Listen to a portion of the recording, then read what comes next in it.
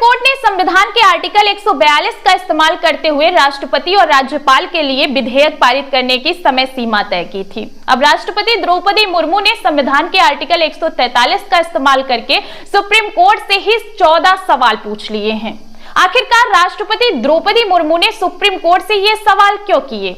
आखिरकार आर्टिकल 143 है क्या और इस मामले के पीछे केंद्र सरकार का क्या है असली खेल? नमस्कार, मेरा नाम है प्रिया पांडे। आप देख रहे हैं पब्लिक इंट्रो।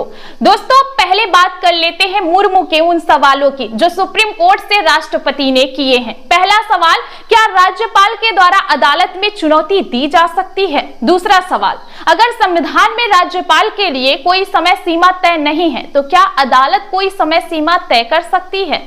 क्या राष्ट्रपति के फैसले को भी अदालत में चुनौती दी जा सकती है? क्या राष्ट्रपति के फैसले पर भी अदालत समय सीमा तय कर सकती है? क्या राष्ट्रपति को सुप्रीम कोर्ट से राय लेना अनिवार्य है? क्या राष्ट्रपति और राज्यपाल के फैसलों पर कानून लागू होने से पहले ही अदालत सुनवाई कर सकती है?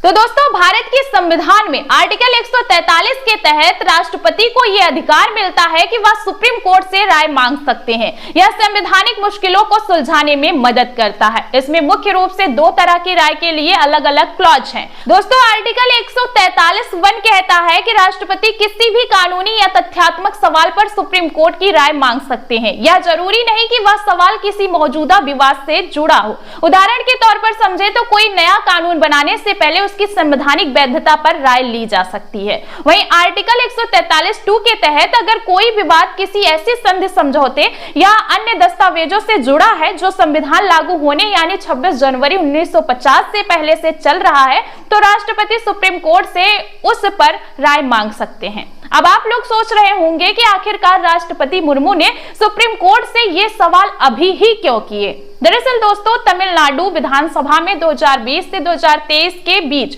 12 विधेयक पारित किए गए थे। इन्हें मंजूरी के लिए राज्यपाल RN रवि के पास भेजा गया। उन्होंने विधेयकों पर कोई कार्रवाई नहीं की, दबाकर रख लिया। वहीं अक्टूबर 2023 में तमिलनाडु सरकार ने सुप्रीम कोर्ट से गुहार लगाई। इसके बाद राज्यपाल ने 10 विधेयक बिना साइन किए लौटा दिए और 2 विधेयक को राष्ट्रपति के पास विचार के लिए भेज दिया।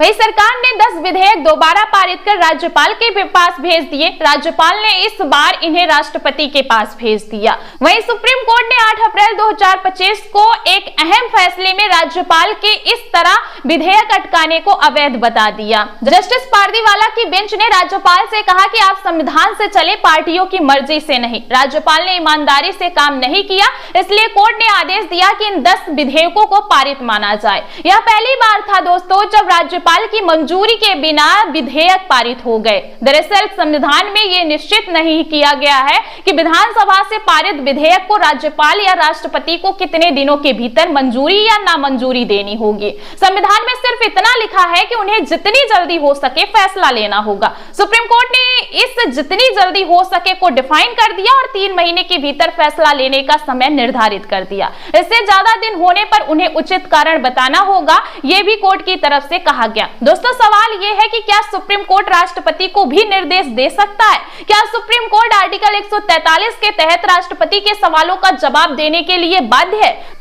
तो दोस्तों, सुप्रीम कोर्ट क्लॉज 1 के तहत राय देने के लिए बाध्य नहीं है। यानी अगर कोर्ट को लगे कि मामला राय देने के लिए उचित नहीं है तो वह मना कर सकती है, लेकिन क्लॉज 2 के तहत सुप्रीम कोर्ट को राय देना अनिवार्य होता है। तो क्या सुप्रीम कोर्ट ने संविधान के दायरे में राष्ट्रपति को निर्देश दिए थे? जवाब में हाँ। सुप्रीम कोर्ट आर्टिकल 142 के तहत राष्ट्रपति और राज्यपाल को भी निर्देश दे सकती है। दरअसल भारत के संविधान निर्माता ने वह सभी बातें संविधान में शामिल कर ली हैं जितनी उस वक्त तक सोची जा सकती थी। इसके साथ ही आर्टिकल 142 के जरिए सुप्रीम कोर्ट को पूर्ण न्याय करने की विशेष शक्ति दे दी ताकि जब कानून के मौजूदा प्रावधान पर्याप्त न हो या अस्पष्ट हो तब भी न्याय सुनिश्चित किया जा सके। इसका मसौदा आर्टिकल 18 की तरह संविधान सभा में बिना बहस और विरोध के अपनाया गया। दोस्तों, डॉक्टर भीमराव अंबेडकर ने संविधान सभा में इस अनुच्छेद का समर्थन करते हुए कहा था कि अगर कोई मामला इतना असाधारण हो कि मौजूदा कानून के जरिए न्याय न किया जा सके तो यह अनुच्छेद सुप्रीम कोर्ट के लिए एक सेफ्टी वाल्व है। यह आर्टिकल सुप्रीम कोर्ट को सिर्फ संविधान की व्याख्या करने के साथ अंतिम न्याय देने वाली संस्था बनाता है। दोस्तों अब अंतिम सवाल, इस पूरे मामले के पीछे केंद्र सरकार की क्या राजनीति है, इस पर भी आते हैं। दरअसल इस पूरे मामले के पीछे केंद्र सरकार आर्टिकल 142 को टारगेट कर रही है। सरकार को लगता है कि देश की न्यायपालिका इस आर्टिकल का गलत इस्तेमाल कर रही है। हालांकि हकीकत इससे जुदा है। केंद्र सरकार के ऑब्जेक्शन से इस आर्टिकल का कुछ नहीं बिगड़ेगा और ना ही यह खत्म होगा। केंद्र सिर्फ इस आर्टिकल में बदलाव के प्रावधान कर सकती है। आमतौर पर किसी जजमेंट के खिलाफ रिव्यू किया जाता है, लेकिन सरकार राष्ट्रपति के जरिए रेफरेंस भेजकर इस मामले को होल्ड करना चाहती है। इस मामले के बहाने केंद्र सरकार बताना चाहती है कि सुप्रीम कोर्ट संसद और सरकार से ऊपर नहीं है, यानी कि सुप्रीम कोर्ट के फैसले सरकार पर नहीं चलेंगे। यानी साफ तौर पर कहा जाए दोस्तों तो सरकार की भूमिका में सुप्रीम कोर्ट के दखल को मंजूर नहीं किया जाएगा। फिलहाल इस पूरे मामले में आप सभी का क्या कहना है, कमेंट में अपनी राय जरूर दें।